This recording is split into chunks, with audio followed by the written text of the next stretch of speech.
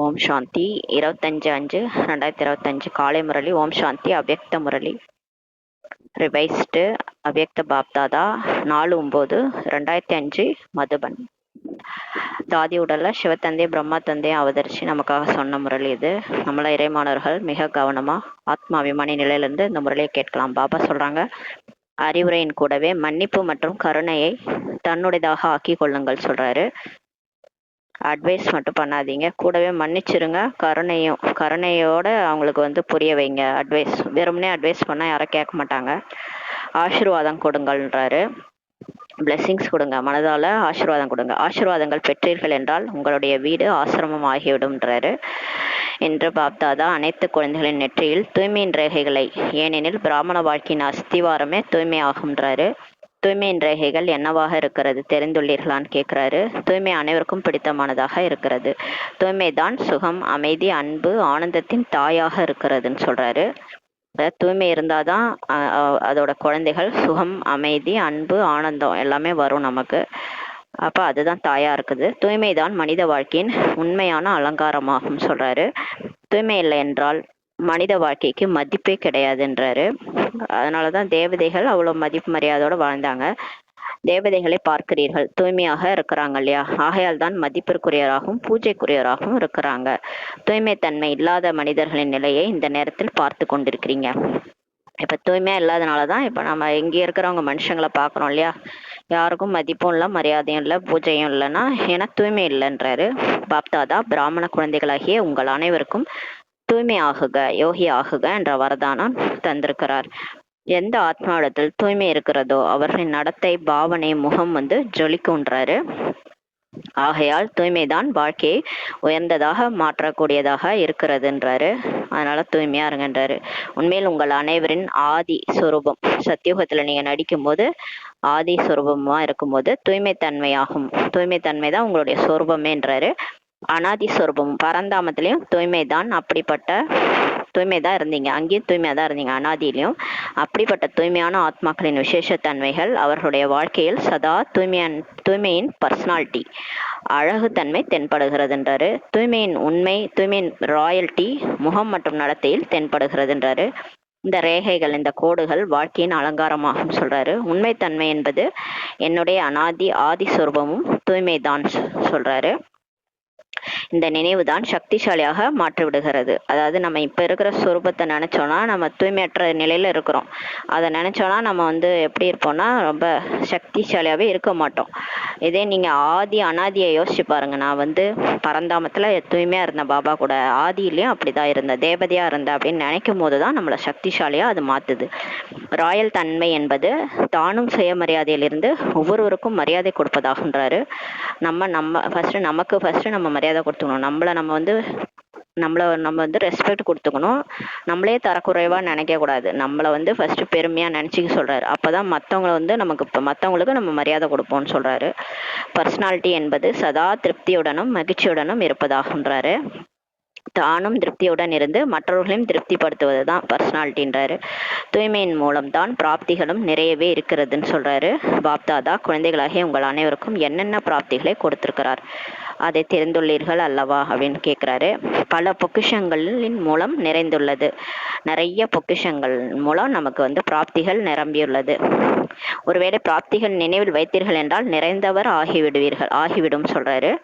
நம்ம என்னென்ன நமக்கு கிடைச்சது, அதாவது பாபா குழந்தையானதுல இருந்து நம்ம எப்படி இருக்கிறோம், நமக்கு என்ன பிராப்திகள், சக்திகள், குணங்கள், ஞானம் கிடைச்சிருக்குது, செல்வமே கிடைச்சிருக்கு, ஞான செல்வம் கிடைச்சிருக்குது, பாபாவுடைய குணங்கள் கிடைச்சிருக்குது, சக்தி கிடைச்சிருக்குது. நம்ம முன்ன விட இப்ப வாழ்க்கையில எந்த அளவுக்கு மாறி இருக்கிறோம் இதெல்லாம் நினைச்சு பாருங்க. அதோட எதிர்கால பிராப்தியை நினைச்சு பாருங்க. நான் போய் தங்க மாளிகையில தேவதையா வாழ போறேன் அப்படின்றதெல்லாம் நினைச்சு பார்க்கும்போது நிறைந்தவரா ஆகிடுவீங்கன்றாரு. அனைத்தையும் விட முதலாவது பொக்கிஷம் பாபா இப்ப ஒரு பொக்கிஷமா சொல்றாரு என்னன்னா நம்ம கொடுத்துருக்கிறாருன்னு. ஃபர்ஸ்ட் பொக்கிஷம் ஞானத்தின் பொக்கிஷம். இதனால் வாழ்ந்து கொண்டே துக்கம் அசாந்திலிருந்து விடுபட்டு விடுகிறோம். இப்ப இந்த ஞானத்தை கேட்டுதானே நம்மளாம் அப்படியே ரிலீஸ் ஆயிட்டோம். முதல்ல என்ன ஆகும் ஏதாகும் பயப்பட்டு கவலைப்பட்டுக்கிட்டு நம்மளும் நிம்மதி இல்லாம அடுத்தவங்களையும் நிம்மதி இல்லாம பண்ணிட்டு இருந்தோம். இப்போ பாபா கூடவே இருக்கிறாரு. பாபாட்டே எல்லாத்தையும் ஒப்படைச்சிரும். நைட் ஆனா எல்லாத்தையும் எழுதிட்டு நிம்மதியா தூங்குறோம் இல்லையா? அதனால வாழ்ந்து கொண்டே இப்ப துக்கம் அசாத்துல இருந்து இந்த ஞானத்தினால்தான் நம்ம விடுபட்டு விடுகிறோம். வீணான எண்ணங்கள், எதிர்மறையான எண்ணங்கள், ஆசைகள், விகர்மத்திலிருந்து விடுபட்டு விடுகிறோம் சொல்றாரு. வேஸ்ட் தாட்ஸ் நமக்கு கிடையாது, நெகட்டிவ் தாட்ஸும் கிடையாது. ஆசையெல்லாம் இருந்தது, எல்லாம் போயிடுச்சு. இப்ப ஒரே ஒரு ஆசை தான், பாபா கூட போகணும், பாபா நினைவுல சரீரம் விடணும். அதுதான் நம்மளோட ஆசை. விகர்மத்திலிருந்து விடுபட்டு விடுகிறோம். யாருக்கும் எந்த துக்கமும் கொடுக்க கூடாது, பாவம் செயல் செய்யக்கூடாது, அதுல இருந்து விடுபட்டுரும். ஒருவேளை ஏதாவது வீணான எண்ணம் மற்றும் ஆசையும் வருகிறது, எனவே ஞான பலத்தின் மூலம் வெற்றியாளர் ஆகிவிடுவீர்கள்.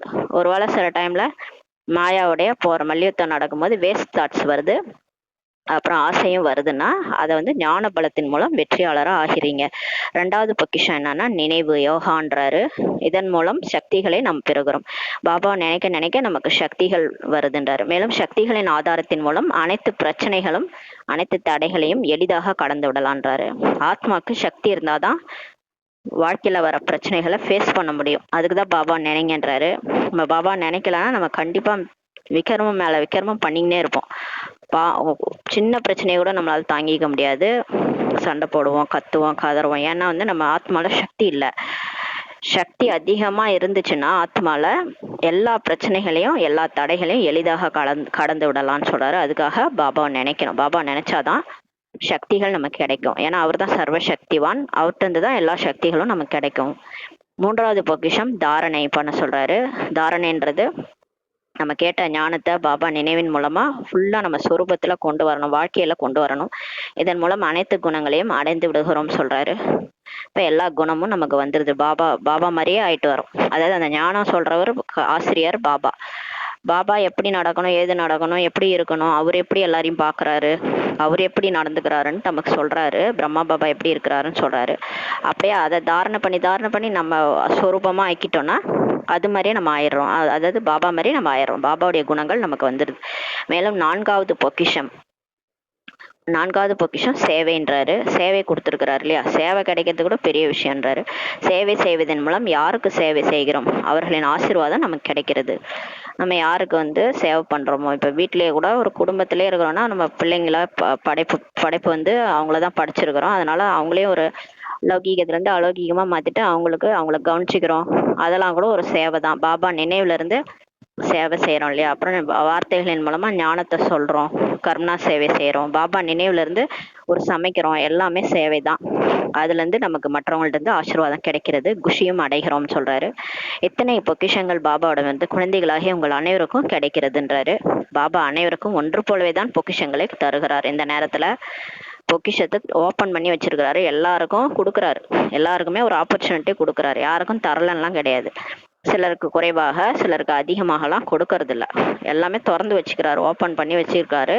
எவ்வளவு வேணுமோ ஞானம் எடுத்துக்கோங்க, எவ்வளவு வேணுமோ அப்படி என்ன நினைங்க, எவ்வளவு வேணுமோ தாரணை பண்ணுங்க, எவ்வளவு வேணுமோ சேவை பண்ணுங்கன்னு திறந்து வச்சுட்டாரு பொக்கிஷத்தை. இவ்வளவுதான் பண்ணணும், தடையெல்லாம் ஒன்றும் கிடையாது. மாயா தடை பண்ணோம், நம்ம அதை தெரிஞ்சுட்டு போயிட்டே இருக்க வேண்டியதான். யார் என்ன சொன்னாலும் நம்ம மட்டும் சேவை பண்ணிட்டு போயிட்டே இருக்கணும்.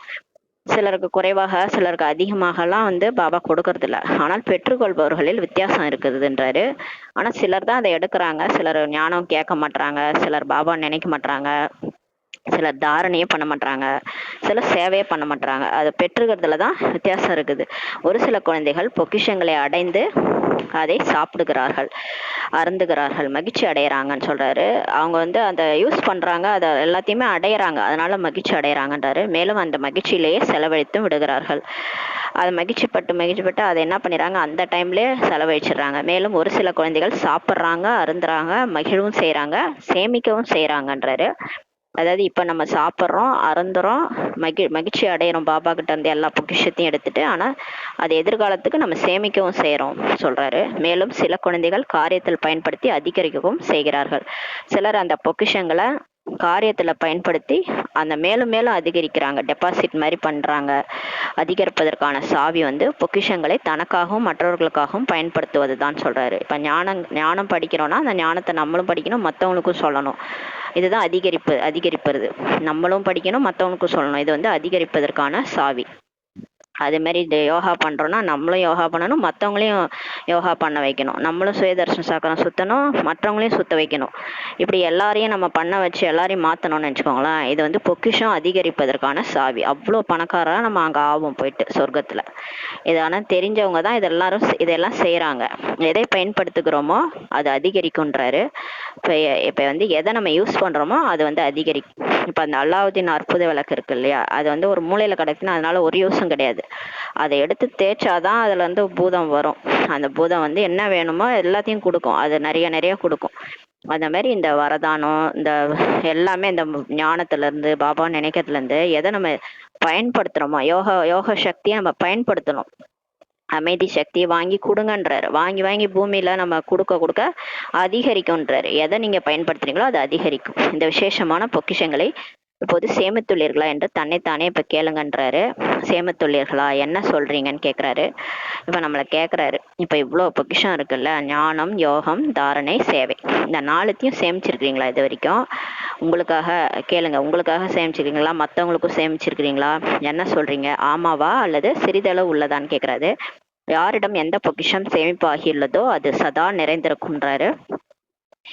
ஏதாவது பொருள் நிறைந்திருக்கும் பொழுது பாருங்கள், குழப்பமே இருக்காது அல்லவா? இப்ப வீட்டுல எல்லாமே இருக்குது, அரிசி பருப்பு எல்லாம் நிறைஞ்சிருக்குன்னா நம்ம குழப்பமே இருக்காது, எந்த பிரச்சனையும் இருக்காது இல்லையா? நம்ம எத்தனை பேர் வந்தாலும் சமாளிச்சிருவோம். ஒருவேளை நிறைந்திருக்கவில்லை என்றால் குழப்பம் ஏற்படும். அப்ப கம்மியா இருக்குன்னா ஒரே யோசனையா ஒரே தடுமாற்றம் ஏற்படும்ன்றாரு. ஏதாவது பொருள் ஒருவேளை முழுமையாக நிறைந்திருக்கவில்லை என்றால் குழப்பம் ஏற்படும். அதனால் இங்கும் கூட ஒருவேளை அனைத்து பொக்கிஷங்களின் மூலம் நிறைந்திருக்கவில்லை என்றால் உங்களுக்கு குழப்பம் ஏற்படும்ன்றாரு. இப்போ சக்தி நிரம்பலன்னா நம்ம சமாளிக்க முடியாது. வாழ்க்கையில் வர பிரச்சனைகள்லாம் தாங்கிக்கணும், சக்தி வேணும். ஆக பாபாவை அதிகமாக நினைக்கணும். அதுக்கு தான் சார்ட்டு போடுங்கன்றார். சார்ட்டு போட்டு நினைங்க. பாபாவினுடைய பொக்கிஷம் என்னுடைய பிறப்புரிமை என்ற போதை நஷா எப்போதும் உங்களுக்கு இருக்குன்றாரு. பாபா கொடுக்குறாரு இல்லையா, பாபாவுடைய பொக்கிஷம் என்னுடைய பிறப்புரிமை, அப்பாவுடையது எல்லாம் எண்ணித்தானே, அந்த போதை எனக்கு இருக்கும். பாபா கொடுக்கிறார், நீங்கள் பெற்றுக்கொள்கிறீர்கள் என்றால் அனைத்து பொக்கிஷமும் யாருடையதாகும் சொல்றாரு, உங்களுடையது தான் அல்லவா? அப்பாவே கொடுக்குறாரு குழந்தைக்கு. அப்ப எல்லா பொக்கிஷமும் யாருது? நம்மளது தானே. அதான் கேட்கிறாரு. எனவே யாரிடம் பொக்கிஷம் இருக்கிறதோ அவர்கள் எந்த அளவு நஷாவில் இருப்பாங்க, எவ்வளவு போதையில இருப்பாங்க. இப்ப நம்ம ஒண்ணும் இல்லை, வீட்லயே நம்ம ஒரு 10,000 கையில வச்சிருக்கோம்னா எவ்வளவு ஒரு போதை இருக்கும். நமக்கு பிரச்சனையே இல்லை, இந்த மாசம் ஓட்டிடலாம், சும்மா கொஞ்சம் காசு இருந்தாலே அதை வச்சு நம்ம வந்து எப்படியோ செலவு பண்ணிடலான்ட்டு ஒரு சந்தோஷம் இருக்கும். ஆனா இங்க வந்து கடவுளே வந்து ஒரு 84 பிறவிக்கான பொக்கிஷத்தை கொடுக்குறாரு. 84 பிறவி நீ நடி, அதுக்கு தேவையானதெல்லாம் இங்க இப்பயே கொடுக்குறாரு. அப்ப எவ்வளவு போதையில இருப்பாங்க. எப்படி ராஜாவின் சின்ன சிறு மகன் ராஜகுமாராக ஆவார் அல்லவா? பாபாவிடம் என்னென்ன பொக்கிஷம் இருக்கிறது என்பது தெரியாமலே இருக்கிறோன்றாரு. அவரு என்ன சிவபாபா நான் சாதாரண ஆள் நினைச்சிட்டீங்களா? அவர் ஒன்னொன்னும் அவர் கொடுக்கறது எல்லாமே அப்படியே பொக்கிஷமா மாறப்போகுது. அப்படியே இப்ப பாக்குறதுக்கு சுச்சமா தெரியும், எல்லாமே ஸ்தூலமா மாறும். அதனால அவரை சாதாரணமா நினைக்காதீங்கன்றாரு. பாபாட்ட என்ன கிடைக்குதுன்னு கூட தெரியாமலே இருக்கிறோம். ஆனால் பாபாவின் பொக்கிஷம் அனைத்தும் என்னுடைய பொக்கிஷம் ஆகும் சொல்றாரு. மேலும் பொக்கிஷங்களின் குஷியில் இப்ப இருக்க வேண்டும். ஒருவேளை குஷி குறைவாக இருக்கிறது என்றால் அதற்கான காரணம் என்னன்னு சொல்லி பாபா கேட்கிறாரு. பாபா பொக்கிஷங்களே கொடுத்திருக்கிறார், கேட்டீர்களா? ஆனால் ஒன்று கேட்க மட்டும் செய்பவர்கள், இரண்டாம் அவர் உள்ளே கொண்டு செல்பவர்கள். அதாவது பாபா பொக்கிஷங்களை கொடுக்கறாரு, அதை கேட்டீங்களா? ஒருத்தவங்க என்ன பண்றாங்க, சும்மா ஞானத்தை கேட்க மட்டும் செய்யறாங்க. ரெண்டாம் அவர் வந்து அந்த ஞானத்தை உள்ளே கொண்டு செல்பவர்கள், அதை வந்து மனசுக்குள்ளார கொண்டு போய் அதை கடைறாங்க. யார் உள்வாங்குறாங்களோ அவர்கள் போதையில் இருப்பாங்கன்னு சொல்லி சொல்றாரு. சும்மா கேட்டு இந்த காதல அந்த காதல விட்டோம்னா போதை வராது, நம்ம கேட்டு அதை உள்வாங்கும் போது தான் போதை வரும்ன்றாரு. இன்று புது புது குழந்தைகளும் வந்திருக்கிறீங்கன்றாரு. அதிர்ஷ்ட குழந்தைகளாகிய உங்களுக்கு பாக்கியத்தின் வாழ்த்துக்களை பாப்தாதா கொடுத்து கொண்டிருக்கிறார். தனது பாக்கியத்தை இப்ப தெரிந்து கொள்ளுங்கள்ன்றாரு. தெரிந்து உள்ளீர்களா? பரமாத்மா அன்பு, அழிவற்ற அன்பு, இது இந்த ஒரு ஜென்மத்திற்கு மட்டுமல்ல, பல பிறவிகளுக்கு எப்பொழுதுமே அந்த அன்பு வந்து நிலையானதாக இருக்கும்னு சொல்றாரு. இப்ப பரமாத்மா அன்பு வந்து அழியாத அன்பு. அது இப்ப மட்டும் நமக்கு கிடைக்கல, அது பல பிறவிகளுக்கு நம்ம பக்தி செய்யும் போது கூட கூடவே வருது அந்த அன்பு நமக்கு. ஏனெனில் இப்போது நடைபெற்று கொண்டிருக்கும் காலமானது சங்கமயுகம் பாக்கியம் நிறைந்த யுகமாகும்ன்றாரு. சத்தியுகத்தும் கூட பாக்கியம் நிறைந்த யுகம்ட்டு சொல்லப்படுகிறது. ஆனால் தற்சமய சங்கமயுகமானது அதையும் விட, சத்தியுகத்தையும் விட பாக்கியம் நிறைந்தது. ஏன்னு சொல்லி கேட்கிறாரு. ஏன்னா இந்த சங்கமயுகத்தில் தான் பாபா மூலம் அகண்ட பாக்கியத்தின் வரதானம் ஆசியும் அடைகிறார்கள்ன்றாரு.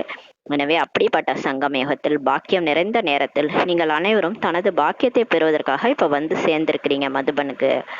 மதுபனுக்கு வந்துட்டீங்களா பாபா சந்திக்க. இந்த சங்கம யுகம் பாக்கியம் நிறைந்த யுகம். அது வந்து சத்தியுகத்தை விட பாக்கியம் நிறைந்ததுன்றாரு. இங்க வந்து நீங்க எல்லாரும் வந்து சேர்ந்துட்டீங்க உங்க பாக்கியத்தை அடைவதற்காக. பாப்தாதா குழந்தைகளுக்காக மிகவும் எளிதான ஒரு முயற்சிக்கான விதையை சொல்றாரு.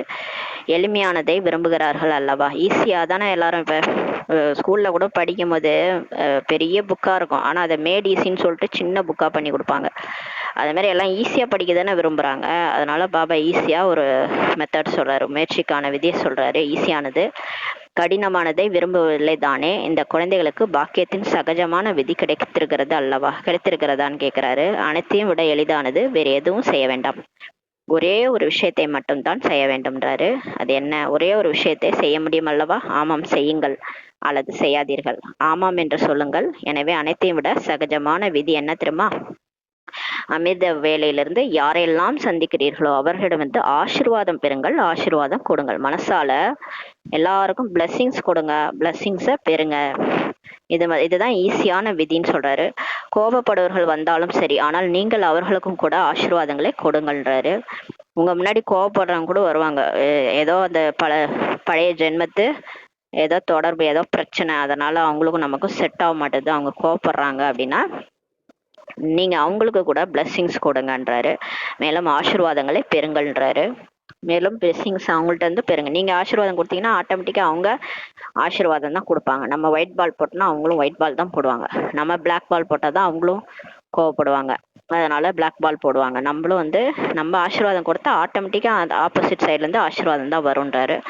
ஏனெனில் ஆசீர்வாதங்கள் தீவிர முயற்சிக்கான மிகவும் எளிதான எந்திரம் ஆகும் சொல்றாரு. யாரா இருந்தாலும் சரி அவங்களுக்கு ஆசீர்வாதம் கொடுத்துருங்கன்றாரு. எப்படி அறிவியலில் ராக்கெட் இருக்கிறது அல்லவா, ராக்கெட்டு கூட சொல்றாரு பாபா உதாரணம். அது எந்த அளவு விரைவாக செயல்களை செய்து முடித்து விடுகிறது. ராக்கெட் பாருங்க எவ்வளவு ஃபாஸ்டா போய் வேலையை முடிச்சிடுது. அது போலதான் ஆசீர்வாதம் கூட லிஃப்ட் மாதிரின்றாரு, ராக்கெட் மாதிரின்றாரு. அது ராக்கெட் மாதிரி சீக்கிரம் வேலையை முடிச்சிரும். அது போல ஆசீர்வாதம் கொடுப்பது மற்றும் ஆசீர்வாதம் எடுப்பது இதுவும் கூட முன்னேறுவதற்கான ஒரு மிகவும் எளிதான சாதனமாக இருக்கிறதுன்றாரு. அமிர்த வேளையில் பாபாவிடமிருந்து எளிதாக நினைவின் மூலம் ஆசீர்வாதங்களை பெறுங்க. பாபா ஈஸியா நினைங்க, ஃபர்ஸ்ட் கஷ்டப்பட்டு ஏன் நினைக்கிறீங்க? காலையில எழுந்திருக்க முடியல, அது ஒரு கஷ்டம், தூக்க கலக்கம், அதுல ஏஞ்சி உக்காந்தா நேத்து என்ன நடந்தது அதெல்லாம் ஓடுது புத்தியில. கஷ்டப்பட்டு புத்தியை கொண்டு போய் பாபாட்ட வச்சா தூக்கமா வரும், அப்புறம் ஏதாவது பழைய விஷயங்கள் வரும். இதெல்லாம் ஏன் அப்படிலாம் கஷ்டப்பட்டு நினைக்காதீங்க, ஈஸியா நினைங்க. பாபாவை ஈஸியா நினைச்சு அவர்கிட்ட இருந்து ஆசீர்வாதங்களை பெறுங்க. நீங்க ஆசீர்வாதம் பெற்றுட்டீங்கன்னா அப்ப நீங்க எல்லாருக்கும் ஆசீர்வாதம் கொடுங்கன்றாரு. மேலும் முழு நாளும் ஆசீர்வாதங்களை கொடுங்கள், மற்றவங்களுக்கு ஆசீர்வாதங்களை பெறுங்கள். நீங்க எல்லாரையும் வாழ்த்த எல்லாரும் உங்களை வாழ்த்துவாங்கன்றாரு. இதை செய்ய முடியுமா? செய்ய முடியும் என்றால் கையை உயர்த்துங்கள்ன்றாரு. யாராவது சாபம் தருகிறார்கள் என்றால் என்ன செய்வீங்க? உங்களை அடிக்கடி தொலை செய்கிறார்கள் என்றால் சிந்தியுங்கள். இப்ப யாராவது நமக்கு சாபம் கொடுக்குறாங்க, என்ன பண்றது? அவங்களுக்கும் நம்ம பிளஸ்ஸிங்ஸ் தான் கொடுக்கணுன்றாரு. உங்களை அடிக்கடி தொல்லை செய்கிறாங்க என்றால் சிந்தியுங்கள், நீங்கள் பரமாத்மாவின் குழந்தைகள், வள்ளலின் குழந்தைகளாக இருக்கிறீங்க அல்லவா. அதனால தான் நம்மளை தொலை செய்கிறாங்க பொழுது. நம்ம பரமாத்மாவின் குழந்தைகள், வள்ளலின் குழந்தைகளாக நம்ம இருக்கிறோம் அல்லவா. மாஸ்டர் வள்ளலாக இருக்கிறீங்க. எனவே வள்ளலின் வேலை என்னவாக இருக்கிறது? கொடுப்பதாகும். நம்ம என்ன பண்ணோம்? நம்ம கொடுக்கணும். நம்ம யாசிப்பவரே கிடையாது. நம்ம வந்து அடுத்தவங்கள்ட்ட இருந்து மானம் மரியாதை எதையுமே நம்ம எதிர்பார்க்க கூடாது. யாருக்கிட்டையும் அந்த அன்பை கூட எதிர்பார்க்க கூடாது. எல்லாம் நம்ம தான் கொடுக்கணும். ஏன்னா நம்ம வள்ளலின் குழந்தைகள், நம்ம தான் வள்ளல், நம்ம தான் ஃபர்ஸ்ட் கொடுக்கணும். ஏன்னா எல்லாரும் ஃபர்ஸ்ட் நம்மளை தானே எதிர்பார்க்குறாங்க. அதனால ஃபர்ஸ்ட் நம்ம தான் வள்ளலா மாறி எல்லாருக்கும் கொடுக்கணும். எனவே அனைத்தையும் விட நல்ல விஷயமாக இருப்பது ஆசீர்வாதம் கொடுப்பதாகும். எப்படிப்பட்ட மனிதர்களாக இருந்தாலும் சரி, ஆனாலும் உங்களின் சகோதர சகோதரிகளாக இருக்கிறாங்க இல்லையா, பரமாத்மாவின் குழந்தைகள் அவங்களாம். எனவே சகோதர சகோதரிகளாக இருக்கிறார்கள் அல்லவா. எனவே பரமாத்மாவின் குழந்தைகளாக இருக்கிறார்கள். என்னுடைய ஈஸ்வரிய சகோதரராக இருக்கிறார், இப்படி நினைங்க. ஈஸ்வரிய சகோதரியாக இருக்கிறார். அவர்களுக்கு என்ன தருவீங்க? சாபம் கொடுப்பீர்களா என்னன்னு கேக்குறாரு. பாபா என்றாவது சாபம் கொடுத்தாரா என்ன? பாபா யாருக்கா சாபம் கொடுக்கறாரா? கொடுப்பாரா? இல்ல கொடுக்கறாரா? பிரம்மா பாபா கூட சரி, சிவபாபா கூட சரி, யாருக்காவது சாபம் கொடுக்கறாரா? ஆமாவா இல்லையான்னு கேட்குறாரு. சரி, இல்லை என்றாவது சொல்லுங்கள், சரி சொல்லுங்க, இல்லைன்னா இல்லைனாவது சொல்லுங்க. மிகவும் குஷியாக இருக்கிறீங்க. ஏன்னா ஒருவேளை சாபம் கொடுப்பவர்கள் கூட நீங்கள் ஆசீர்வாதம் கொடுக்கிறீர்கள். அவர்கள் கொடுத்தாலும் சரி, கொடுக்கவில்லை என்றாலும் சரி, ஆனால் நீங்கள் ஆசீர்வாதங்களை தான் பெறுவீர்கள் சொல்றாரு. இப்ப நம்ம யாராவது நமக்கு சாபம் கொடுத்தாலும் நம்ம அவங்களுக்கு பிளஸ்ஸிங்ஸ் கொடுக்குறோம்னா, அவங்க நமக்கு பிளஸ்ஸிங்ஸ் கொடுக்குறாங்களோ கொடுக்கலையோ, ஆனா நீங்க ஆசீர்வாதங்களை தான் உங்களுக்கு கிடைக்கும்னு சொல்றாரு. அதனால் துக்கம் ஏன் ஏற்படுகிறது, அதனால ஏன் துக்கம் அடைகிறீங்க? வந்திருக்கக்கூடிய அனைத்து குழந்தைகளுக்கும் பாப்தாதா ஒரு வரதானம் இப்ப கொடுக்குறாரு. வரதானத்தை நினைவில் வைத்தீர்கள் என்றால் சதா குஷியாக இருப்பீங்க. வரதானத்தை சொல்லட்டுமா கேட்குறாரு. கேட்கிறீர்களா அப்படின்னு கேட்குறாரு. வரதானம்னா ஆசீர்வாதம் கொடுக்கிறார் பாபா. ஒருவேளை யாராவது துக்கத்தை கொடுத்தாலும் கூட நீங்கள் துக்கத்தை எடுத்துக்கொள்ள வேண்டாம் சொல்றாரு. யாராவது உங்களுக்கு துக்கம் கொடுக்குறாங்கன்னா கூட நீங்க அந்த துக்கத்தை எடுத்துக்காதீங்கன்றாரு. அவர்கள் கொடுக்கட்டும், ஆனால் நீங்கள் எடுக்க வேண்டாம் சொல்றாரு. இப்ப அதுதான் பிரச்சனையா இருக்குது. நம்ம துக்கம் கொடுக்கலனா கூட தேடி வந்து துக்கத்தை கொடுக்குறாங்க, வார்த்தைகளால போட்டு நம்மளை சாகடிக்கிறாங்க. அதனால நம்ம வந்து அதை எடுக்க வேணாம் அப்படின்னு சொல்றாரு பாபா. அந்த துக்கம் அவங்க கொடுக்குறாங்கன்னா அந்த துக்கத்தை நீங்க எடுக்காதீங்கன்னு சொல்லி சொல்றாரு. கொடுப்பவர்கள் கொடுக்கட்டும், எடுப்பவர்கள் எடுக்க வேண்டான்றாரு. அவங்க கொடுத்துட்டு போட்டோம், ஏன்னா அவங்க மனசுல இருக்கிறது ஃபுல்லா துக்கம் தான் ஸ்டாக் வச்சிருக்கிறாங்க. அதை வந்து நம்ம கிட்ட கொட்டுறாங்க. நம்மளும் துக்கமா இருக்கிறோம்னு அவங்களுக்கு தெரியாது, ஆனா நம்ம கிட்ட அவங்க வந்து கொட்டுறாங்க துக்கத்தைனா நம்ம வந்து எடுக்க வேணான்றாரு பாபா. நம்ம வந்து எடுக்க வேண்டான்னு சொல்றாரு. ஒருவேளை அவர்கள் கெட்டு போன பொருளை தருகிறார்கள், துக்கம் கொடுக்கிறார்கள், அசாந்தி கொடுக்கிறார்கள், அவை கெட்ட பொருள் அல்லவான்றாரு. இப்ப யாராவது கெட்டு போன மாம்பழம், கெட்டு போன ஆப்பிள் கொடுத்தா வாங்குவீங்களா? வாங்க மாட்டீங்க இல்லையா? அது மாதிரி கெட்டு போன பொருளை நம்மள்ட்ட கொடுக்குறாங்க. அவங்க மனசு ஃபுல்லா ஸ்டாக்கு துக்கம் வச்சிருக்கிறாங்க. அவங்க வந்து கஷ்டப்படுறாங்க, துக்கப்படுறாங்க, அதை வந்து நம்ம கிட்ட கொட்டுறாங்கன்னா அசாந்தியை பரப்புறாங்கன்னும் போது அது கெட்ட பொருள் தானே, அதை ஏன் எடுக்கிறீங்கன்றாரு. உங்களுக்கு துக்கம் பிடித்திருக்கிறதா, அதை நீங்க மனசுல வச்சுக்கிட்டு துக்கப்பட்டுட்டு ஏன் அழுதுட்டு கிடக்குறீங்கன்றாரு. உங்களுக்கு துக்கம் பிடித்திருக்கிறதா அப்படின்றாரு. பிடிக்கவில்லை அல்லவா? நமக்கு பிடிக்கல தானே. நம்ம வந்து இப்ப சொர்க்கத்தை நோக்கி போய்கிட்டு இருக்கிறோம், நம்ம வந்து சுகமா இருக்கணும்னு ஆசைப்படுறோம். அதனால நமக்கு துக்கம் பிடிக்கல அல்லவான்றாரு. எனவே கெட்ட பொருள் ஆகிவிட்டது, அது வேணான்றாரு. எனவே கெட்ட பொருளை வாங்குவார்களா என்ன? அந்த கெட்ட பொருளை வாங்காதீங்க. யாராவது உங்களுக்கு கெட்டு போன பொருளை தருகிறார்கள் என்றால் நீங்கள் வாங்குவீர்களா என்ன அப்படின்னு கேட்கிறாரு. பெற்றுக்கொள்வீர்களா? பெறமாட்டீர்கள் இல்லையா? அதனால வாங்கவே வாங்காதீங்க, உள் வாங்காதீங்கன்றாரு. எனவே ஏன் பெற்றுக்கொள்கிறீர்கள் சொல்லி பாபா கேட்குறாரு. இப்போ ஏன் அதை வந்து மனசில் வச்சுட்டு அதை நினச்சி அழுதுட்டு கிடக்குறீங்க? யாரா ஏதாவது சொல்லிட்டு போட்டோம், அதை வாங்கவே வாங்காதீங்கன்றாரு. பெறுகிறீர்கள் என்றால் வாங்கி விட்டீர்கள் அல்லவா? ஒருவேளை நீங்கள் அதை வாங்கிட்டீங்க, அவங்க சொன்ன வார்த்தைகள் எல்லாம் உள்வாங்கிட்டீங்கன்னா அப்புறம் நீங்கள் மனசில் அதை ஸ்டாக் வச்சுட்டு நீங்களும் துக்கம் கொடுத்துருவீங்க. ஒருவேளை துக்கத்தை பெற்று விட்டீர்கள் என்றால் துக்கம் அடைந்தது யார்? நீங்கள் தானே. நீங்கள் துக்கம் அடைகிறீர்களா அல்லது அவர்கள் துக்கம் அடைகிறார்களா? அவங்க பேசிட்டு போயிடுவாங்க, நல்லா நம்மளை திட்டிட்டு நல்லா அவங்க மனசு திட்டிட்டு போயிடுவாங்க. ஆனால் நான் யார் உட்காந்து அழுறது? நம்ம தான் அழுதுட்டு இருப்போம் இல்லையா? பெறக்கூடியவர்கள் தான் அதிக துக்கம் அடைகிறார்கள்ன்றாரு. ஒருவேளை இப்போதிலிருந்து துக்கம் எடுக்கவில்லை என்றால் பாதி அளவு துக்கம் உங்களை விட்டு சென்று விடுன்றாரு. நீங்க இப்போலேருந்து நீங்க வந்து துக்கத்தை எடுக்க மாட்டேன்னு ஒரு கங்கணம் கட்டிக்கோங்க. அப்பதான் வந்து பாதி அளவு துக்கம் உங்களை விட்டு போயிடும்ன்றாரு. பெறவே இல்லை அல்லவா, நம்ம வாங்கவே இல்லை, அப்புறம் எப்படி துக்கம் நமக்கு வரும்? மேலும் நீங்கள் துக்கத்திற்கு பதிலாக அவர்களுக்கு சுகத்தை கொடுத்தால் ஆசீர்வாதங்கள் கிடைக்கும் அல்லவா? அவங்க ஏதாவது பேசிட்டு போட்டோம், திட்டட்டும், ஆனாலும் நீங்க வந்து பாபாட்ட எமர்ஜ் பண்ணி அவங்களுக்கு சுகத்தையே கொடுத்துட்ருங்க. ஆசீர்வாதம் கொடுங்க, நல்லா இருங்க நல்லா இருங்க. திட்டுறாங்களா, நல்லா இருங்கன்னு வார்த்தையால கூட சொல்லிட்டு போயிருங்க. நீங்க நல்லா இருங்க அப்படின்னு சொல்லிடுங்க. எனவே சுகமாகவும் இருக்கலாம் மற்றும் ஆசீர்வாதங்களின் பொக்கிஷமும் நிறைந்திருன்றாரு. அவங்களுக்கு நம்ம ஆசீர்வாதம் கொடுக்க நம்மளும் சுகமாயிருவோம், ஆசீர்வாதங்கள் பொக்கிஷமும் நமக்கு நிறைஞ்சிருன்றாரு. ஒவ்வொரு ஆத்மாவிற்கும் எப்படிப்பட்டவர்களாக இருந்தாலும் நீங்கள் ஆசீர்வாதங்களை பெறுவீர்கள்ன்றாரு. அது யாரா இருந்தாலும் சரி, அவங்க எப்படி மோசமானவங்களா இருந்தாலும் சரி, நல்லவங்களா இருந்தாலும் சரி, நம்ம ஆசீர்வாதம் கொடுக்குறோம்னா ஆசீர்வாதம் தான் நமக்கு கிடைக்கும். சுபபாவனை, நல்ல உணர்வு வைங்க, நல்ல விருப்பம் வைங்க, அவங்களும் மாறட்டும்னு நினைங்க. சில நேரங்களில் என்ன ஏற்படுகிறது, சிலர் அப்படிப்பட்ட செயல் செய்யும் போது அறிவுரை தருவதற்கு முயற்சி செய்யறோம். சிலர் ஆனா இப்ப வந்து என்னன்னா எல்லா நேரத்துலயும் நம்மளால சுபபாவனை வைக்க முடியல, ஏன்னா அந்த மாதிரி சிலர் இருக்கிறாங்க. தலைக்கீழான காரியம் செய்யறாங்க, ஸ்ரீமத்துக்கு புறம்பா கூட செய்வாங்க. அப்ப என்ன பண்ணுவோம், நமக்கு டென்ஷன் ஆகும் இல்லையா? அப்ப அட்வைஸ் பண்றதுக்கு முயற்சி பண்றோம். இதை சரி செய்கிறேன், அட்வைஸ் தருகிறேன் அப்படின்ட்டு, அறிவுரை தருகிறேன், அறிவுரை கொடுங்கள், ஆனால் அறிவுரை தாருங்கள். ஆனால் அறிவுரை தருவதற்கான மிகவும் அனைத்தையும் விட உத்தமமான விதி சொல்றாரு பாருங்க. டைரக்டா அட்வைஸ் பண்ணாதீங்க, எடுத்தோடனே அட்வைஸ் பண்ணி இதை செய்யாதீங்க, இது தப்பு, இது பாபா சொல்லியிருக்கிறாரு அப்படின்ட்டுலாம் நம்ம போய் டக்குன்னு அட்வைஸ் பண்ணால் யாரும் கேட்க மாட்டாங்க. பாபா ஒரு விதி சொல்றாரு பாருங்க, ஃபர்ஸ்ட் மன்னிக்கும் சொரூபம் ஆகிருங்க. மன்னிச்சிருங்க, ஃபர்ஸ்ட் அவங்க பண்ண தப்ப மன்னிச்சிருங்க. ஏன்னா தெரியாம செய்யறாங்க, அவங்களுக்கு ஸ்ரீமத் தெரியாது, இப்படி பண்ணக்கூடாதுன்னு தெரியாது, தெரியாம பண்ணிட்டு இருக்கிறாங்க. அதனால தெரிஞ்சு பண்ணல, தெரியாம பண்றாங்கன்னா மன்னிக்கும் சொரூபமாகி மன்னிச்சிருங்க. மன்னிச்சுட்டு அவங்களுக்கு அட்வைஸ் பண்ணுங்க, அறிவுரை கொடுங்கள்.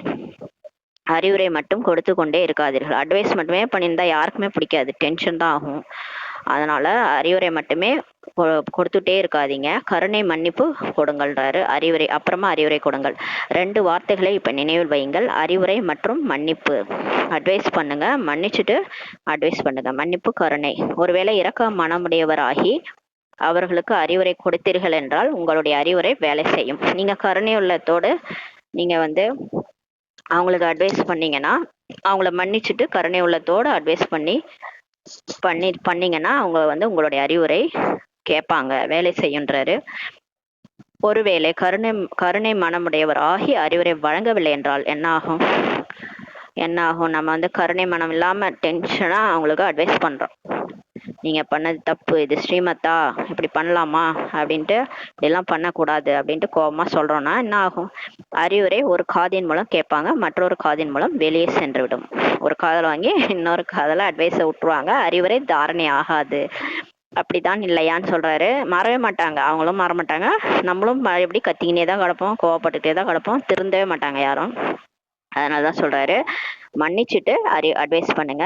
அனுபவம் இருக்கிறதான்ட்டு நம்மளை கேட்கறாரு. இந்த மாதிரி நீங்க யாருக்காவது அட்வைஸ் பண்ணி கேட்காம போயிருக்கிறாங்களா அப்படின்னு கேட்கிறாரு பாபா.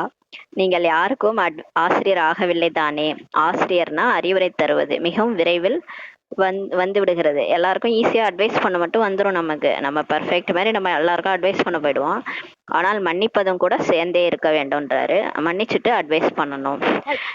இப்போதிலிருந்தே கருணை வைங்க. கருணை காட்டுவதற்கான விதி என்னன்னா, சுப பாவனை சுப விருப்பம் தான்.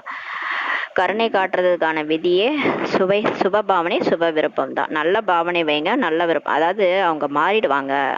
அவங்கள எதிர்கால தேவதையா பாருங்க. நீங்க என்னமோ இங்க இருக்கிற கலியுகத்துல இருக்கிற ஒரு கொடூரமான ஆளுன்னு பார்த்தோம்னா நம்ம டென்ஷன் தான் ஆகி அவங்கள என்ன பண்ணுவோம், அவங்கள திட்டிக்கினே இருப்போம் இல்லையா, இதுவரை செய்யலாமா போலாமா அப்படின்ட்டு. அது என்ன கருணையே கிடையாது அது. அதனால கருணை காட்டுவதற்கான விதி என்னன்னா, சுப பாவனை சுப விருப்பம். அவங்க எதிர்கால தேவதை, கண்டிப்பா பரிசுத்தாவா மாறிடுவாங்க, அப்படி பார்த்து பண்ணுங்க அப்படின்றாரு. உண்மையான அன்பு கல்லையும் கூட தண்ணீராக மாற்றிவிடும் என்று கூறப்படுகிறது. உண்மையான அன்பு இருந்ததுன்னா கல்லு கூட கரைஞ்சிரும்ன்றாரு.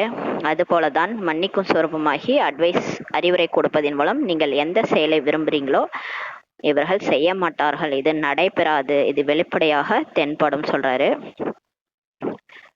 அதாவது அது போலதான் மன்னிக்கும் சொரூபமாகி அட்வைஸ் கொடுப்பதன் மூலம் நீங்க எந்த செயலை செய்ய விரும்புகிறீர்களோ இவர்கள் செய்ய மாட்டார்கள், இது நடைபெறாது, அது வெளிப்படையாக தென்படும். உங்களுடைய கருணை மனமுடைய அறிவுரையின் தாக்கம் அவருடைய கொடூரமான இதயம் கூட மாறிவிடும். அதை என்ன சொல்றாருன்னா, அவங்க செய்ய மாட்டாங்க, அது நடைபெறாது, அப்படிதான் இருக்கும் பார்க்கறதுக்கு. அந்த மாதிரி மோசமான ஆளா இருப்பாங்க, கொடூரமான இதயம் தான். ஆனா நம்ம மன்னிச்சு அவங்களுக்கு அட்வைஸ் கொடுக்கும் போது நம்மளுடைய கருணை மனமுடைய அந்த அட்வைஸோட தாக்கம் என்ன ஆகும்னா, அந்த கொடூரமான இதயம் கூட மாறிடுன்றாரு. எனவே என்ன வரதானம் இப்ப கிடைக்கிறது அப்படின்னா, நமக்கு பாபா வரதானம் கொடுக்குறாரு. துக்கத்தை தர வேண்டாம், துக்கத்தை எடுக்க வேண்டாம். யாராவது உங்களுக்கு துக்கத்தை கொடுக்குறாங்கன்னா நீங்க எடுக்காதீங்க. பிடித்திருக்கிறதா உங்களுக்கு? இந்த துக்கத்தை வாங்கின்னு உட்காந்து அழறது பிடிக்குதா உங்களுக்குன்னு கேட்கிறாரு. பிடித்திருக்கிறது என்றால் இப்போது துக்கத்தை எடுக்க வேண்டாம். பிடிச்சிருக்குதா, துக்கத்தை எடுக்காம இருக்கலாமா அப்படின்னு கேட்கிறாரு. தவறு செய்ய வேண்டாம். பாபா துக்கத்தை கொடுக்காத பொழுது தந்தையை பின்பற்ற வேண்டும் அல்லவா? பிரம்மா பாபாவும் சரி, சிவ பாபாவும் சரி, சுகம் தரும் வள்ளல் தான் அவங்க 2 பேரும். அவங்க துக்கத்தையே கொடுக்க மாட்டாங்கன்னும் போது நம்ம எப்படி இருக்கணும்? நம்ம அவரோட குழந்தை, நம்மளும் துக்கத்தை கொடுக்க கூடாது. செய்து கொண்டுள்ளீர்களா? சில நேரங்களில் கொஞ்சம் திட்டி விடுகிறீர்களா? சில நேரங்களில் கோவம் நீங்களும் சேர்ந்து திட்டுறீங்களா? திட்டாதீங்க, கருணை காண்பீங்கள் சொல்றாரு. ஏன்னா அவங்களே துக்கம் ஸ்டாக்க வச்சுக்கிட்டு உங்கள்கிட்ட கத்துறாங்க, நீங்களும் திரும்ப டென்ஷன் ஆயிடாதீங்க, நீங்க திட்டுறாதீங்க அப்படின்றாரு. கருணை காண்பீங்க, கருணையுடன் சேர்ந்து அட்வைஸ் தாருங்கள். அடிக்கடி ஒருவரை திட்டுவதால் மேலும் அந்த ஆத்மா என்ன ஆயிடுவாங்கன்னா எதிரி ஆயிடுவாங்க, நம்ம கிட்ட பேசவே மாட்டாங்க, வெறுப்பு வந்துருதுன்றாரு. அவங்க அவங்கள அடிக்கடி நம்ம திட்டுறோம்னா அவங்க அவங்க நம்ம எதிரி ஆயிடுறாங்க. அப்புறம் வெறுப்பு வந்துடுது இல்லையா, நம்மளை பார்க்கவே பிடிக்காது அவங்களுக்கு, நமக்கும் அவங்கள பார்க்க பிடிக்காது. பரமாத்மாவின் குழந்தைகளாக இருக்கிறீங்க அல்லவா, பிகே வைட்டு இப்படியா பண்ணுவீங்கன்றாரு. எனவே எப்படி பாபா தூய்மையற்றவர்களையும் தூய்மையாக மாற்றக்கூடியவர்களாக இருக்கிறார் இல்லையா, அதனால் உங்களால் துக்கமானவர்களுக்கு சுகத்தை தர முடியாதா? நல்ல கேள்வி கேட்கிறாரு பாருங்க. பாபா பதித்த பாவனரு அவருடைய குழந்தையா இருந்துகிட்டு உங்களால துக்கமா இருக்கிறவங்களுக்கு சுகத்தை கொடுக்க முடியாதான்னு கேட்கிறாரு. இப்போது ட்ரையல் செய்து பாருங்கள், சோதனை பண்ணி பாருங்க. சோதனை செய்வீர்கள் அல்லவா, அதனால் முதலில் அறம் என்பது வீட்டிலிருந்து தொடங்க வேண்டும், தன்னிடமிருந்து தொடங்க வேண்டும். ஃபர்ஸ்ட் நீங்க மாறுங்க. குடும்பத்தினர் யாராவது ஒரு வேளை துக்கம் கொடுக்குறாங்க என்றால், ஆனாலும் துக்கத்தை நீங்க எடுக்க வேண்டாம், ஆசீர்வாதம் கொடுங்கன்றாரு. கருணை மனமுடையவரா ஆகணும். முதலில் வீட்டில் இருப்பவர்கள் மீது செய்யுங்க. ஃபர்ஸ்ட் உங்க வீட்டில் இருக்கிறவங்க மேல கருணை வைங்க. வீட்டின் தாக்கம் சுற்றுச்சூழலில் ஏற்படும். வீட்டில் சந்தோஷமா இருந்தீங்கன்னா அது நாட்டுக்கே பரவும். சுற்றுப்புற சூழலின் தாக்கம் நாட்டிற்கு பரவும். ஒரு தேசத்தின் தாக்கம் உலகத்தில் கூட பரவுன்றாரு. அப்புறம் நாடு ஒற்றுமையா இருக்கும், அப்புறம் உலகமே ஒற்றுமையாயிடும். நம்மளுடைய வைப்ரேஷன் எங்க பார்த்தாலும் பரவுன்றாரு. இப்ப ஈஸியா இருக்குது இல்லையா, எளிதாக இருக்கிறது அல்லவா. தனது குடும்பத்தில் இருந்து ஆரம்பம் செய்யுங்கள். இப்ப நீங்க உங்க வீட்டுல இருந்து நீங்க ஃபர்ஸ்ட் உங்களை மன்னிச்சிருங்க. உங்களை மன்னிச்சு நீங்க ஃபர்ஸ்ட் அட்வைஸ் பண்ணிக்கோங்க உங்களுக்கே. இப்போ நம்மளே வந்து தப்பு பண்ணியிருப்போம், நம்மளே நிறைய தப்பு பண்ணியிருப்போம். நம்மளை ஃபர்ஸ்ட் நம்ம மன்னிச்சு நம்ம மனசுக்கு நம்ம அட்வைஸ் பண்ணி, பரவாயில்ல நீ மாறிடு, நீ இனிமே ஒழுங்காரு அப்படின்ட்டு நமக்கு வந்து அட்வைஸ் பண்ணி நம்ம ஃபர்ஸ்ட் மாத்திக்கணும். அப்புறம் நம்ம கூட இருக்கிறவங்களுக்கும் அதே மாதிரி கருணை மனமோட அட்வைஸ் பண்ணி அவங்களுக்கும் ஆசீர்வாதம் கொடுக்கணும். அப்புறம் வீட்டுல இருந்து இது ஆரம்பம் செய்யுங்கன்றாரு. அப்படியே நீங்க பண்ண பண்ண எல்லாரும் அதே மாதிரி மாறிடும். உங்களை பார்த்து எல்லாரும் அது மாதிரி மாறிடுவாங்கன்றாரு. ஏனெனில் யாராவது வீட்டில் உள்ளவர் ஒருவர் கோவப்பட்டால் வீட்டின் சூழல் எப்படி ஆகிறது என்பதை பாருங்கள். எப்படி இருக்கும் வீடு, எப்படி இருக்கும் சரிமா, வீடாக இருக்கிறதா அல்லது போர்க்களமாக இருக்கிறதான்னு கேக்குறாரு. வீடே போர்க்களம் மாதிரி ஆயிடுது சண்டை போட்டா, கோவப்பட்டான்றாரு. அந்த நேரம் உங்களுக்கு பிடிச்சிருக்கிறதான்னு கேக்குறாரு. உங்களுக்கு பிடிச்சிக்குதா அந்த அந்த நேரம், வீடு பிடிச்சிருக்கா, பிடிக்கவில்லை தானேன்னு சொல்றாரு. உங்களுக்காகவும் கூட இன்று விஐபிகளுடன் சேர்ந்து மதுமனை சேர்ந்த சகோதர சகோதரிகளும் அருகில் அமர்ந்திருக்கிறாங்கன்றாரு. அவரவர்களின், அதாவது அந்த விஐபிஸ் சொல்றாரு, அவரவர்களின் துணை புரிபவர்களுடன் உதவி புரிபவர்களுடன் அவர்களுடன் செயல்படுபவர்களுடன் துக்கத்தை கொடுக்க வேண்டாம், துக்கத்தை எடுக்கவும் வேண்டாம் சொல்றாரு. ஆசீர்வாதங்களை கொடுக்க வேண்டும், ஆசீர்வாதங்களை பெற வேண்டும். ஒருவேளை அப்படிப்பட்ட நேரங்கள் நீங்கள் உரிமையோடு மனதார மேரா பாபா சொல்லுங்கள். பரமாத்மா தந்தை மேரா பாபா என்றால் பகவான் சதா ஆஜராகிடுவார். அந்த டைம்ல உங்களுக்கு துக்கமா இருக்குதா, ஏதோ பிரச்சனை நடக்குது, உடனே கூப்பிடுங்க பாபா, மேரா பாபா கூப்பிடுங்க. கூப்பிட்டோடனே சதா ஆஜராகிடுவாரு என்ற பழமொழி கூட இருக்கிறது. ஒருவேளை மனதார உரிமையோடு அந்த மாதிரி சூழ்நிலையில் மேரா பாபா என்று சொன்னீர்கள் என்றால் பாபாவே வந்து விடுவார். ஏனென்றால் பாபா யாருக்காக இருக்கிறாரு, பாபா யாருக்கா இருக்கிறாரு, உலகத்துல இருக்கிறவங்களுக்காக இருக்கிறாரு, நமக்காக தான் இருக்கிறாரு, குழந்தைகளுக்காக தான் இருக்கிறார். மேலும் உரிமையுள்ள குழந்தைகளுக்கு பாபா உதவி புரியாமல் இருக்கவே முடியாது, அசம்பவமானதாகும் சொல்றாரு. எனவே மாற்றம் அடைந்து செல்ல வேண்டும். எப்படி வந்தீர்களோ அப்படியே செல்ல வேண்டாம், மாற்றம் அடைந்துதான் செல்ல வேண்டும். பட்டியில வந்து அந்த செங்கல் சூளையில செங்கல், அந்த மண்ணு தான் செங்கல்லா மாறுது இல்ல, அந்த மாதிரி நம்ம தெரியாம மாறணும், பழைய சம்ஸ்காரம்லாம் மாறி போகணுன்றாரு.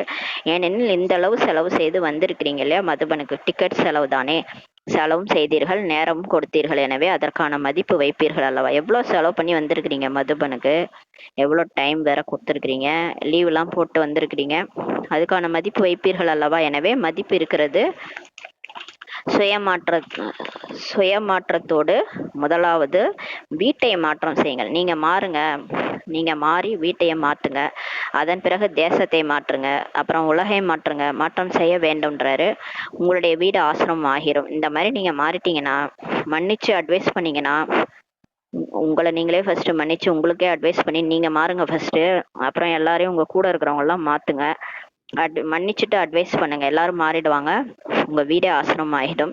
வீடு அல்ல, ஆசிரமம் ஆக வேண்டும். இந்த சாதாரண வீடு இல்ல, சொர்க்கத்துல ஒவ்வொரு வீடும் கோயில் மாதிரி இருக்கும். ஏன்னா எல்லாம் அங்க இருக்கிறவங்களே தெய்வம் மாதிரி, தேவதை மாதிரி இருப்பாங்க. அதனால இங்க ஆசிரமம் ஆகணும். உங்க வீட்டுல வந்து ஒரு கிளாஸ் தண்ணி குடிப்பாங்கன்னு சொல்லியிருக்காரு கடைசி டைம்ல. ஒரு கிளாஸ் தண்ணி கொடுங்கன்னு கேட்டு அதுலயே திருப்தி அடைஞ்சு போயிடுவாங்களாம் பிகே வீட்டுல வந்து. அந்த மாதிரி இப்ப ஆசிரமம் ஆகிரும். நம்ம வீட்டுல வந்து கொஞ்ச நேரம் படுத்தா கூட நிம்மதியா தூக்கம் வரும்னு சொல்லுவாங்களாம் கடைசி டைம்ல. எப்படியோ ஆசிரமம் என்றுதான் சொல்லப்படுகிறது, இல்லற ஆசிரமம், ஆனால் இன்று ஆசிரமமாக இல்லை. ஆசிரமம் தனிப்பட்டது, வீடு தனிப்பட்டது. எனவே வீட்டை ஆசிரமமாக இப்ப ஆக்க வேண்டும், ஆசீர்வாதம் கொடுக்க வேண்டும், பெறவும் வேண்டும்ன்றாரு. இது ஆசிரமத்தின் செயல்பாடுகள். உங்களுடைய வீடு கோயில் ஆகிவிடும்ன்றாரு. நீங்க இந்த மாதிரி மாறிட்டீங்கன்னா உங்க வீடே கோயில் ஆயிடும். கோயிலின் மூர்த்தி என்ன செய்து கொண்டிருக்கிறது? இப்ப கோயில்ல கூட நம்ம பாக்குறோம், சிலை இருக்கு இல்லையா? அந்த சிலை என்ன பண்ணிட்டு இருக்கு? எதுக்கு கோயில் அவ்வளவு கும்பல் போகுது? எவ்வளவு பேர் போறாங்க? எதுக்காக போறாங்கன்னா, அந்த மூர்த்தி என்ன பண்ணிட்டு இருக்குதுன்னா ஆசீர்வாதம் கொடுக்குறாங்க. ஆசீர்வாதம் கொடுப்பதாகவும் அல்லவா? மூர்த்திக்கு முன்னால் சென்று என்ன சொல்றீங்க? ஆசீர்வாதம் கொடுங்க, கருணை காட்டுங்க தாயே, மனமுருகி வேண்டும். அம்மன் கிட்ட போயிட்டு கருணை காட்டு தாயே, ஆசீர்வாதம் கொடு, சக்தி கொடு அப்படின்ட்டு வேண்டும். கருணை கருணை என்று கேட்டு கதறி கொண்டு இருக்கிறாங்க எல்லாரும் உலகத்துல. அததான் இப்ப கொடுக்க சொல்றாரு. நீங்க ஆசீர்வாதம் கொடுங்க, கருணை கொடுங்க, உங்க கூட இருக்கிறவங்களே மன்னிச்சிருங்க அப்படின்றாரு. நீங்க தானே அந்த கருணை மனமுடைய அம்மன். பாட்டு வருதுல, கருணை உள்ளம் கொண்டவளே கருமாரியம்மான்ட்டு, அது நீங்க தான் அதுன்றாரு. கருணை கருணை என்று கேட்டு கதறி கொண்டு இருக்கிறாங்க. எனவே நீங்கள் என்ன செய்ய வேண்டும்? ஆசீர்வாதம் கொடுக்கணும். ஈஸ்வரிய அன்பை கொடுங்கள். இப்ப கடவுள்கிட்ட இருந்து நமக்கு அன்பு கிடைக்குது, அந்த அன்பை தான் கொடுக்க சொல்றாரு. அவரை அது வாங்கி வாங்கி கொடுங்கன்றாரு. ஆத்மீக அன்பு சரீரத்தின் அன்பு அல்லன்றாரு. உடம்பு மேல அன்பு வைக்கிறது ஒரு அன்பே கிடையாது. அது உடம்பு அழிஞ்சு போயிடும். அந்த உடம்பு போய் நீங்க அது மேல ஏன் அன்பு வைக்கிறீங்க? ஆத்மா மேல அன்பு வைங்க. ஆத்மீக அன்பு தான் அன்பு. ஆத்மீக அன்பு, இன்றைய அன்பானது சுயநலமான அன்பாக இருக்கிறது. இப்ப எல்லாரும் என்ன உண்மையான அன்பா வைக்கிறாங்க? ஏதோ தேவைன்னா பழகுறாங்க, தேவையில்லைன்னா கைட்டி விட்டுறாங்க. அந்த மாதிரி உலகமா இருக்குது. சுயநலமான அன்பா தான் இப்ப இருக்குது. உண்மையான மனதுடைய அன்பு அல்லன்றாரு. இங்க யாருமே உண்மையான மனசோட பழகல.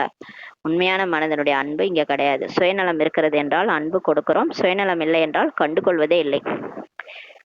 அதாவது நமக்கு ஏதாவது தேவைன்னா அன்பு காட்டுறாங்க, தேவையில்லைன்னா ஒதுக்கி விட்டுருவாங்க, அவ்வளவுதான். எனவே நீங்கள் என்ன செய்வீர்கள்? ஆத்மீக அன்பை இப்ப தர வேண்டும். நம்ம பாபா கிட்ட இருந்து உண்மையான அன்பு வாங்குறோம். உண்மையான அன்பு அது இறை அன்பு, அது உண்மையான அன்பு.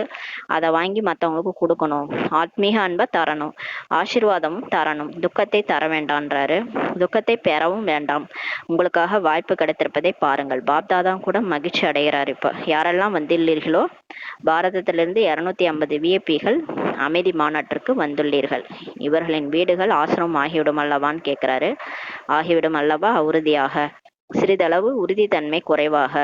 யாரெல்லாம் புரிந்து கொண்டு உள்ளீர்கள், என்ன நடந்தாலும் சரி, கொஞ்சம் சகித்து கொள்ள வேண்டியிருந்தாலும் சரி, உள்ளடக்கும் சக்தியை செயலில் கொண்டு வர வேண்டியிருக்கும்ன்றாரு. இப்ப நம்ம டெய்லி சக்தி வாங்கணும். பொறுமை சக்தி வேணும், உள்ளடக்கும் சக்தியும் வேணும். அதெல்லாம் உள்ளடக்கிக்கிட்டாதான், அதெல்லாம் செயல்ல கொண்டு வந்தாதான் நம்மளால ஆசீர்வாதம் கொடுக்க முடியும், ஆசீர்வாதம் எடுக்க முடியும். அதனால இந்த சக்திகள்லாம் செயல்ல கொண்டு வாங்க. ஆனால் பொறுத்து கொள்ளும் சக்தியின் பலன் மிகவும் இனிமையாக இருக்குன்றாரு. எவ்வளோக்கு எவ்வளோ நம்மளை டார்ச்சர் பண்றாங்களோ அவ்வளோக்கு அவ்வளோ பொறுத்துக்காங்கன்றாரு. பொறுத்து கொள்ளும் சக்தி, அதோட பலன் ரொம்ப இனிமையா இருக்கும்ன்றாரு. சகிச்சுக்கங்கன்றாரு. சகித்து கொள்ள வேண்டியிருக்கிறது, ஆனால் பலன் மிக இனிமையாக இருக்கிறதுன்றாரு. ஆனா சகிச்சுக்கணும், சாவணும்ன்றாரு. அதாவது நம்ம செத்துடணும். அப்பதான் நம்ம பொறுமையை அவங்க ஜெயிக்க மாட்டாங்க, நம்ம ஜெயிச்சிருவோம்.